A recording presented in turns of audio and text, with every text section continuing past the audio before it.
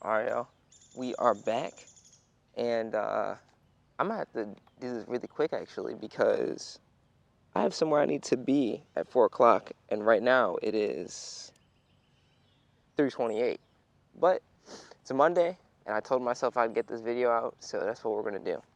And I have my book on me today because honestly I just forgot it, but also I really don't need it because I know everything that I'm gonna put on it. All right, so I'm gonna try to get this done in 10 minutes. Realistically, it's probably not going to happen, but we're going to try. Okay. So to start out, this week has been, I think, good and bad, but more so kind of on the same thing that I was talking about last week, where the things that I'm trying to stop might not necessarily on the outside look like that I'm really putting a conscious effort, because I'm still struggling a decent amount with them. But with my willingness to start doing more spiritual things, that has also grown. And so eventually, it kind of gets to a point. If you're a glass, you can only have so much water within inside of you. So whether or not you have good water or bad water within inside of you, you can only fill it up to a certain point. And so the more that I fill myself up with good water or the living water, the less room I have for other things. And the thing is, it's not that sin isn't fun. Sin is actually incredibly fun, and that's why I feel like most people sin, because it's very enjoyable. It's just the fun and satisfaction and the feeling that you get after doing a lot of it usually isn't too fun. All right, so the satisfaction is there. It's not like it's not there, but it doesn't last. And I know that a lot of people say that, but it's like you have to. It's something that you have to feed. It's not really something that you can do once. Even though in the moment it just feels like I need to do this one more time, and then after that I'll be fine. But every time that you feed that, one more time becomes another time. But I've just gotten to a point where it's like with this struggle of mine, I'll do it because it gets to a point of like, oh, one more time and then I'll actually lock in, or just one more time has been a little bit. But then right at even in the middle of it, I'm just like, honestly, what was the point? Like, this isn't as enjoyable as it was before, and it's a lot more work to have to do spiritual things, but I don't feel this way after doing something spiritual. Like, I might not feel any different, but I don't feel heavier or like worse in the sense of like guilt and shame and of conviction. So like kind of getting to the point where it's like, what is the point of continuing to do this? With that though, I have definitely been spending more time. Unfortunately, hold on, I gotta sneeze. At least I felt like I was gonna have to. Anyways, last week I wanted to read. There's a bird right there, bro. I don't even know if y'all. He's just yapping, bro. Anyways, I put for myself to read and worship at least once a day, and I have done that for 6 days out of the 7. Oh my goodness. No, I didn't even mean to. Just 6 days out of the week, I did that. And yesterday was the only time that I did not do it. But I'm saying it's pretty good. And not only have I done it, but most of the times I have gone above and beyond with the goal that I set for myself. So I'm happy with that. But of course, there's always room to improve. All of this culminates, though. Our new pastor, did another sermon. I thought it was fantastic. And it was on the two people at the end of the Sermon on the Mount, where Jesus was talking about everybody who listens to my words and does them is like someone who builds their house on a solid rock. And anybody who listens to these words but does not do them would be like someone who builds their house on sand, and then the winds come and blah, blah, blah, blah, and blows against the house, and then the house falls. And I love that he said, I think a lot of times we want to think of this as the wise man and the fool, where the wise man built it on a solid foundation, the fool didn't. But he was like, the thing is, it's not that they didn't know. Both of them, they built a house, so they knew that they needed to build a house. Both of them, with inside of the example, heard the teachings of Jesus and did something with them. Both of them knew that there was something that needed to be built. It's just one of them didn't build them on a correct foundation and somebody else did. And I think this is like the example of two people, they know the same amount about the Bible, but one of them prioritizes relationship with God, and then the other one just has sheer knowledge. When something comes of any type of storm, if it's not built not only just on the fact of knowing things about Christ, but relationship with Christ, it's like building yourself on sand. He was saying that foundation isn't surface level. You have to dig down to be able to get to the foundation, which means that surface level seeking, surface level praying, surface level worship will not get you to the foundation that you're trying to build all of this knowledge that you have on top of. And that kind of resonated with me where I was like, I've heard this story my whole life, but I've never thought of it in that sense of it's not just that I need to do this knowledge or that I have to learn this knowledge, but I need to apply this knowledge and continue applying it to the point where I get to the foundation where then I can connect what knowledge I have to the root of a revelation of, oh no, this isn't just something good to do because it's good to do, but something like, this is just reality. This is God. I don't know if that makes a whole lot of sense, but I really resonated with that. And so I was praying today. I was kind of like, repenting. I was like, God, help me to want to desire you more and want to spend more time with you.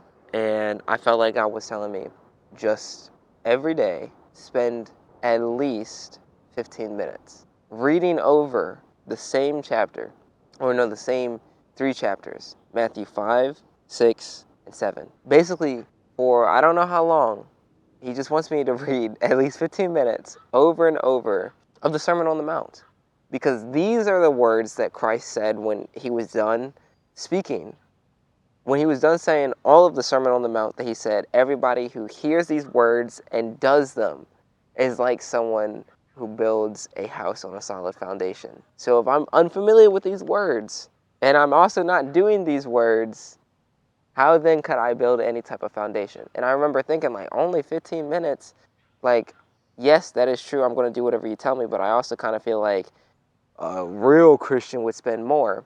And he told me, or at least I really do feel like God told me, it's not about the time, but the sacrifice.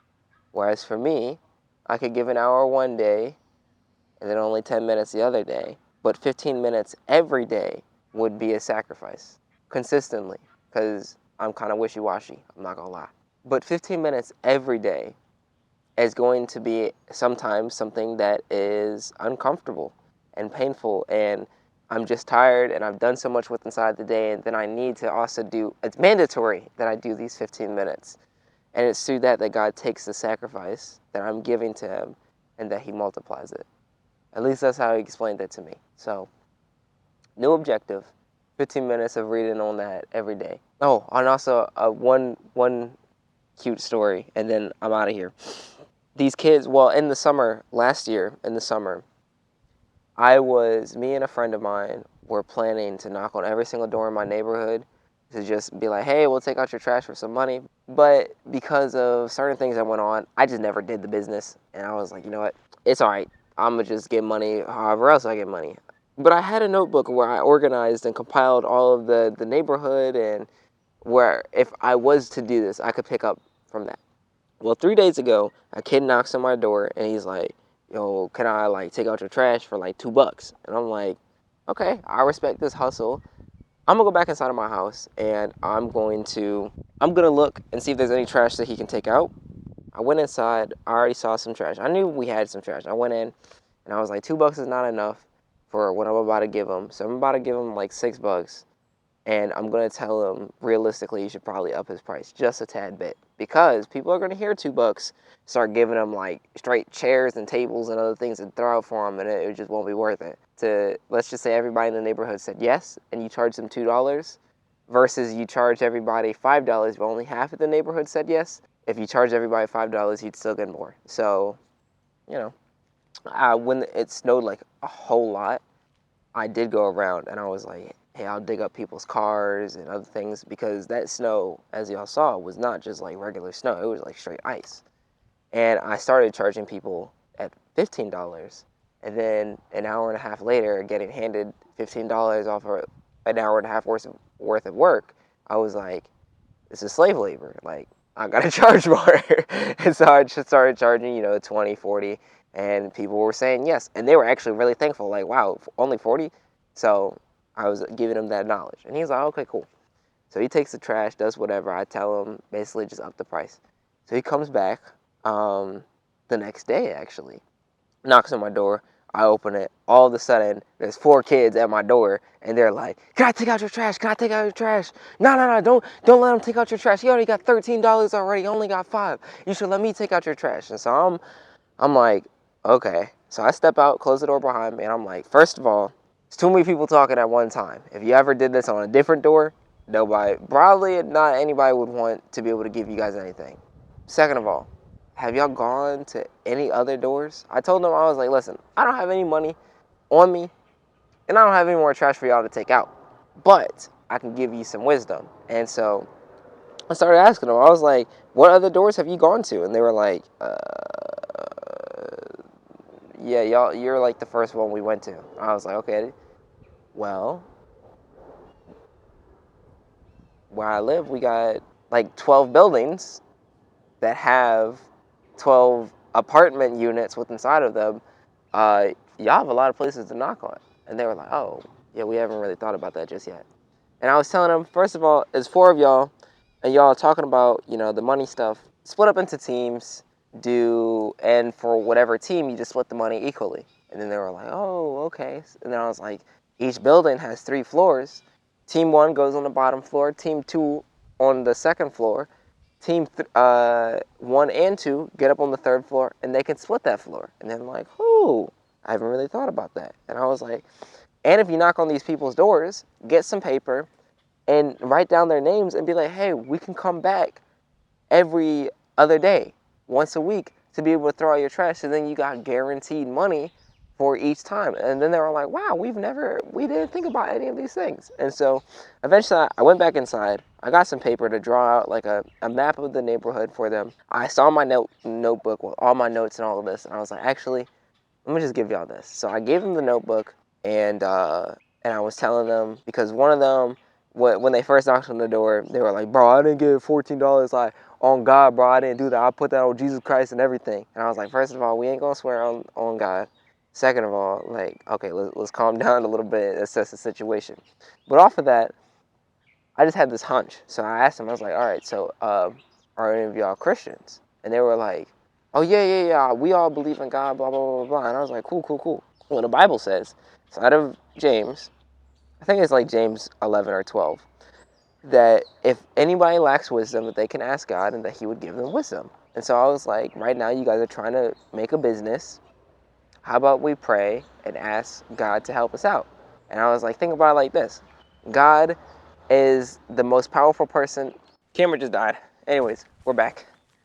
So I was like, hey, think about it like this. God is the most powerful person in all of existence.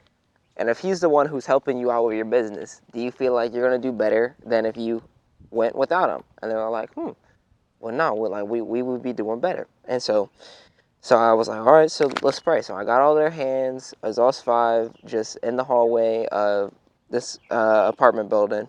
And we're praying, essentially just asking God to help him out and give him wisdom. And I was like, listen, after the prayer, I was like, listen, I probably won't be able to help y'all out with any like money or trash after this. But if y'all have any questions about how to do this business better, come knock on my door. You know where I live. I go back inside thinking that's it.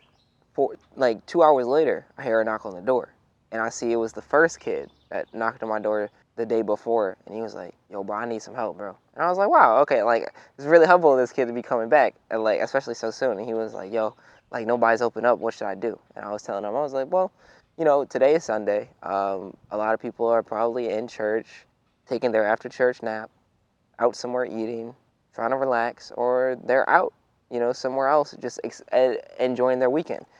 Don't take it to heart, man. A lot of people probably ain't home, but at a different time, if they don't open up, that doesn't necessarily mean they don't want you to take out their trash. It just means that they weren't there to open up. So just know that this person hasn't opened up. Keep on knocking on their door until they do, And then once they do, you can finally present them with the question. And he goes, all right, man, all right. So, yeah, last week I said I wanted to share my faith with someone who didn't know God. And these are kids. Yes, I know they all said they believed in God, but in my neighborhood, how would I...